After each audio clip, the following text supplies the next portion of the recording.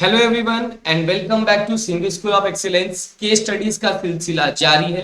हम लोग आज पहुंच चुके हैं केस स्टडी डे 13 यानी कॉन्ट्रैक्ट एक्ट का बस 5 और 6 लेक्चर्स और आने वाला है। उसके बाद हम स्विच कर जाएंगे दूसरे टॉपिक्स में, दूसरे चैप्टर्स में।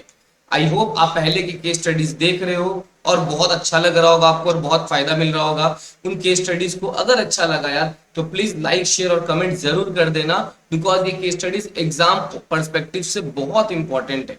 मैं आज फिर और 2 केस स्टडीज लेकर आया हूँ कॉन्ट्रैक्ट एक्ट का, जो कि आपको बहुत ज्यादा बेनिफिट देगा। ये केस स्टडीज का पर्पस बेटा एक ही है, मैंने पहले भी बोला है। एग्जाम्स में लॉ पढ़ तो लेते हो मगर लिख नहीं पाते हो। आपको लॉ लर्न करना होगा समझ कर, तभी जाके आप प्रॉपरली प्रोविजंस अप्लाई कर पाओगे। अगर आप लॉ लर्न नहीं कर पा रहे हो तो इसका मतलब आपको बहुत प्रॉब्लम्स हो रहा है, प्रोविजंस अप्लाई करने में भी दिक्कत होगा। तो यार from very initial phase you should develop a tendency to learn law by heart. Law का लैंग्वेज तो बेटा लिखना ही पड़ेगा, बट समझ के लिखना पड़ेगा, इजंट इट। चलो अपने स्टार्ट करते हैं आज का case studies. Okay go ahead. चलो क्या क्वेश्चन है, explain the types of contract in the following agreement under the Indian contract act 1872। बताओ इंडियन कॉन्ट्रैक्ट एक्ट में इन अग्रीमेंट्स के बारे में ये कौन से कॉन्ट्रैक्ट्स है, ये कौन से कॉन्ट्रैक्ट्स है। पहला क्या लिखा हुआ है, X promise to sell scooter to Y for 1 lakh. X ने वादा किया, भाई मैं तुझे अपनी स्कूटर बेच दूंगा 1 लाख में, मैं तुझे अपनी स्कूटी बेच दूंगा 1 लाख में, लेकिन the consent of X has been procured by Y at a gun point. मैं इसलिए तो रो के बोल रहा था ना कि वाई ने बंदूक रखी एक्स के सर पे, तभी बेचारा एक्स गिड़गिड़ा के बोल रहा है ठीक है भाई मैं बेच दूंगा तुमको अपनी स्कूटी 1 लाख में। तो बोला गया इसके बारे में बताओ। आपको पता होना चाहिए इस पे जो लॉ अप्लीकेबल है बेटा वो है कोर्शन का, इजंट इट, कोर्शन का। क्योंकि गन पॉइंट पे बंदूक रख के अगर आप किसी को कोर्शन अप्लाई करते हो तो वो सारे जो अग्रीमेंट है बेटा वो सारा का सारा वॉइडेबल होता है। क्या होता है, वॉइडेबल। वॉइडेबल का मतलब मैंने 1000 बार बोला है, आज फिर बोल रहा हूँ। वॉइडेबल का मतलब ये एक पर्टिकुलर स्टेट तक वॉइडेबल रहता है, आगे जाके वैलिड भी हो सकता है, आगे जाके वॉइड भी हो सकता है। अगर एक्स चाहे तो वाई को सू कर सकता है तो कॉन्ट्रैक्ट को वॉइड कर देगा। अगर एक्स सू नहीं करता है सर, एक्स चुपचाप रहता है तो मतलब उसने वैलिड कर दिया, राइट। तो वॉइडेबल का मतलब यही होता है। तो इसका जो आंसर होगा ये वॉइडेबल है। ये जिसपे क्वेश्चन अप्लाई हुआ है ना उस पर डिपेंड करता है कि भैया वो उसको वॉइड करना चाहता है या वैलिड करना चाहता है, बट उस समय वो वॉइडेबल है ना। आओ आंसर पढ़ते हैं। In the instant case x जो है वो अग्रीड पार्टी है, उसके साथ धोखा हो रहा है, तो कॉन्ट्रैक्ट जो है is voidable at his option. हमेशा जिसपे अप्लाई होता है क्वेश्चन उसी के पास ऑप्शन रहता है, but not at the option of Y. Y क्यों करेगा, वाई तो चाहेगा वैलिड कॉन्ट्रैक्ट हो जाए ना। एक्स के पार्ट पे वॉइडेबल है। इट मींस अगर एक्स एक्सेप्ट करता है तो कॉन्ट्रैक्ट वैलिड हो जाएगा, लेकिन देन उसके बाद वाई के पास कोई ऑप्शन नहीं है, यस और नो, कि वो कॉन्ट्रैक्ट को क्या कर दे, रिसाइड कर दे, यस और नो। मगर एक्स अगर चाहे तो वाई को सू कर सकता है तो वो कॉन्ट्रैक्ट को अवॉइड कर देगा, यस और नो। तो ये पहला आंसर हो गया, बस इसमें जरूर से ऐड कर देना कि question has been applied, so this is the case where consent of X is not free. X का कंसेंट फ्री नहीं था, ठीक है। चलो नेक्स्ट आ जाओ बेटा। A bought goods from B in 2015। A ने बी से सामान खरीदा कितने का, 2015 का, लेकिन पेमेंट 2019 तक नहीं मिला। पेमेंट 2019 तक नहीं मिला, किसको नहीं मिला सर, बी को नहीं मिला, क्योंकि ए ने खरीदा था बी से, ए ने खरीदा था बी से, इजंट इट। बट बी को जो पेमेंट है वो नहीं मिला 2019 तक, यानी 4 साल हो चुका है। तो आपको पता होना चाहिए लॉ में साफ साफ लिखा है अगर आप कोई डेट का पेमेंट, अपने डेटर्स से पेमेंट 3 साल के अंदर अंदर नहीं लेते हो वो टाइम बार्ड डेट हो जाता है। क्या हो जाता है, टाइम बार्ड डेट। और एक बार अगर डेट टाइम बार्ड हो गया उसका पैसा आप नहीं ले पाओगे, चाहे कुछ भी कर लो, कोर्ट में अगर जाओगे कोर्ट बोलेगा भाई 3 साल से सो रहा था क्या। हाँ इसमें एक चीज है, लेकिन 3 साल बाद अगर आपका डेटर आपको लिखित में दे देता है कि भैया मैं आपको पैसा दे दूंगा, वो रजिस्टर हो गया, तो फिर वो लायबल हो जाएगा 3 साल के बाद भी। मगर अभी इस केस में ऐसा कुछ बोला नहीं है, मतलब ये टाइम बाद डेट हो गया, बी जो है ए से पैसा रिकवर नहीं कर पाएगा, रीजन भी 3 साल से ऊपर हो गया। देखो क्या लिखा हुआ है, बी जो है ए को सू नहीं कर सकता है बिकॉज 2019 में सू नहीं कर सकता बिकॉज 3 साल हो चुका है, यस और नो। और वो बार्ड बाय लिमिटेशन हो चुका, मतलब टाइम बार्ड डेट बोलते हैं उसको, क्या बोलते हैं, time barred debt. A good debt becomes unenforceable, एक अच्छा डेट था मगर वो अनइनफोर्सेबल होगा 3 साल के बाद, बिकॉज वो बार्ड बाय लिमिटेशन एक्ट है, लॉ में साफ साफ लिखा हुआ है आपको जिससे पैसा लेना आपको 3 साल के अंदर अंदर ही लेना पड़ेगा, अदरवाइज वो टाइम बार्ड डेट हो जाएगा और आप पैसा नहीं ले पाओगे। ठीक है, नेक्स्ट आओ। G agrees to give tuition to H. G ने अग्री किया ट्यूशन किसको देगा, एच को, अ प्री इंजीनियरिंग स्टूडेंट को, फ्रॉम द नेक्स्ट मंथ। और एच ने बोला ठीक है मैं तुमको हर महीना 5,000 पर मंथ का कंसिडरेशन दे दूंगा।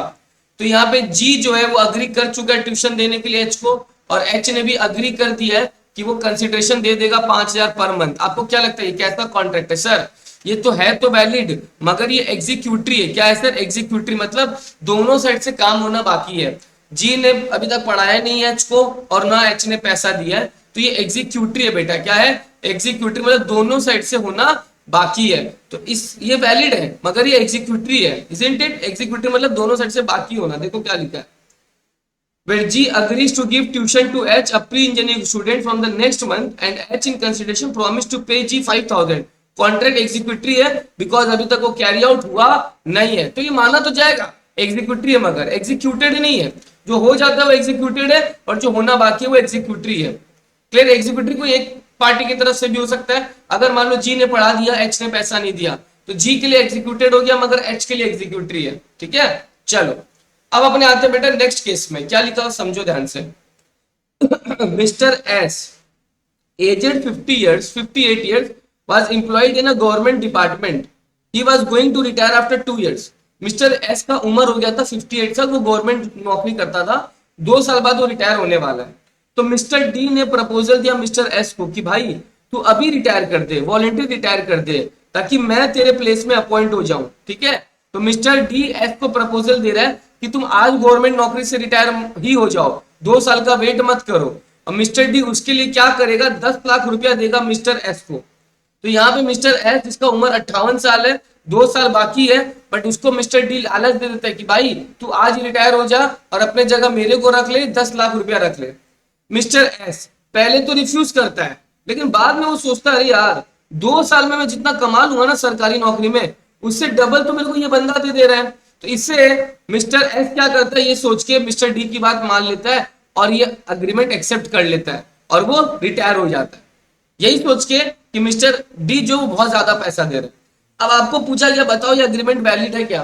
क्या अग्रीमेंट वैलिड है क्या? सर ये अग्रीमेंट वैलिड नहीं है, you oppose to public policy, oppose to public policy है, नहीं चलेगा बेटा। सरकारी नौकरी एग्जाम देके मिलता है, इसे नहीं मिलता है। ठीक है, तो ये भैया अग्रीमेंट जो है वो अपोज टू पब्लिक पॉलिसी है, यानी यहाँ पे अगर मिस्टर एस पैसा ले ले और मिस्टर डी को नौकरी नहीं देगा ना, मिस्टर डी घंटा कुछ उखाड़ पाएगा। Are you getting my point? तो इस केस में मिस्टर एस जो है वो पैसा रख भी लिया, ये oppose to public policy avoid है। कोर्ट के पास जाके मिस्टर डी इसको सू नहीं कर सकता है, अगर करेगा तो मिस्टर डी कोर्ट से 2 बात सुनेगा। ये स्वर्ण हो, देखो क्या लिखा है, Section 10 of the Contract Act 1872 provides that legality of the consideration and object। यहाँ पे ऑब्जेक्ट इलीगल है, ऑब्जेक्ट इलीगल है, गवर्नमेंट नौकरी कैसे ले सकता है भाई? यस और no? This problem talks about the entering into an agreement for sale of public office. Public means government office, जो कि अपोज टू पब्लिक पॉलिसी है। पब्लिक पॉलिसी बोलता है भैया कोई मनी कंसिडरेशन नहीं चल सकता है अपॉइंटमेंट ऑफ ऑफिस के लिए, घूसखोरी नहीं चल सकता है। अगर आप ऐसा करते हो तो वो अनलॉफुल है। क्या है सर? अनलॉफुल। तो in the given case mister S was going to be retired after 2 years was proposed by Mr. D कि भैया तुम छोड़ दो, वॉलंटरी रिटायरमेंट दे दो, yes or no, in order that he can appointed in his place। In लिeu mister D ने उसको पैसा दिया 10 लाख का। मिस्टर एस ने पहले तो इनिशियली मना किया मगर बाद में पैसा ले लिया। तो आप समझो पहले प्रोविजंस लिखा हुआ है फिर फैक्ट्स लिखा हुआ है। मैं बार बार बोलता हूँ लॉ लिखने का तरीका, पहले प्रोविजन समझाना पड़ता है फिर फैक्ट समझाना पड़ता है, और अब बेटा ये कंक्लूजन है। कंक्लूजन क्या होगा? ये कॉन्ट्रैक्ट वॉइड है, यानी मिस्टर एस अगर पैसा लेके भाग गया मिस्टर डी कुछ नहीं उखाड़ पाएगा। देखो क्या लिखा है, here Mr S promise to sell for Mr D N employment in the public service for consideration of 10 lakh. This is not valid, this is not valid, it is void because वो consideration है वो oppose to public policy है, वो unlawful है। तो I hope आप लोगों को पूरा समझ में आया होगा कि पहले प्रोविजंस फिर फैक्ट्स फिर कंक्लूजन। इस तरह से आपका 4 में 4 मार्क्स पक्का है भाई साहब। ठीक है, तो इसी तरह से वीडियोस को देखते रहो, वीडियोस को देखने के बाद कमेंट करो, शेयर करो, दोस्तों के सब्सक्राइब कर लो, इस चैनल को बताओ उनको, और आई होप आपके वीडियोस बहुत काम आ रहे होंगे। मैं भी बता रहा हूं अगर आपको लगता है सर केस स्टडीज वीक है, आपका इससे काम हो जाएगा।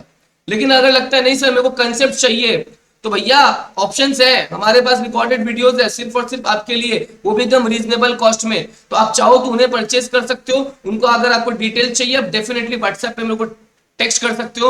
मेरा पूरा डिटेल्स बायो पे दिया गया है। तो अगर आप चाहते हो कि आपको लॉ का कोर्स खरीदना है, कोर्स खरीदो। केस स्टडीज खरीदना है, केस स्टडीज देखना है तो केस स्टडीज देखो, कोई कंपल्शन नहीं है। कोई और डाउट हो, we are always there to help you, to support you, to guide you. Exam बहुत पास में है, जस्ट एक मंथ से थोड़ा सा ज्यादा अच्छे से पढ़ो, मन लगा के पढ़ो और सारे डिस्ट्रैक्शंस को थोड़े समय के लिए दूर कर दो। Thank you for watching the video. Thank you so much.